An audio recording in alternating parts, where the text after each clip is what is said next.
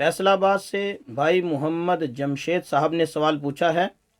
وہ لکھتے ہیں کہ مفتی صاحب، ہمارا سوال یہ ہے کہ کیا غصے کی حالت میں طلاق نہیں ہوتی؟ ہم نے کئی لوگوں سے یہ سنا ہے کہ غصے کی حالت میں طلاق نہیں ہوتی، اس کی کیا حقیقت ہے؟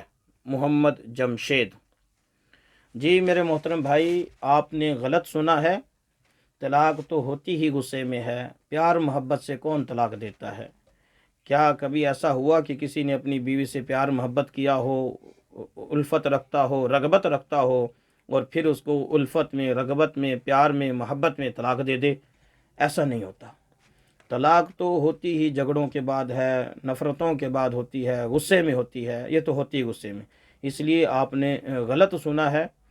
وہ جو جہاں سے لوگوں کو مغالطہ لگا ہے، وہ مسئلہ ایک اور ہے کہ وہ یہاں اس کے لیے کوئی الگ ویڈیو بنا دیں گے ہم انشاءاللہ، کہ غصے کی ایک ایسی حالت جس میں عقل ہی زائل ہو جائے، وہ پھر کبھی آپ کو ابھی اگلے ہفتے میں یا پھر کبھی بیان کر دیں گے۔ لیکن فی الحال آپ اتنا ہی سمجھیں کہ طلاق غصے میں ہوتی ہے اور غصے میں طلاق کا وقوع ہو جاتا ہے۔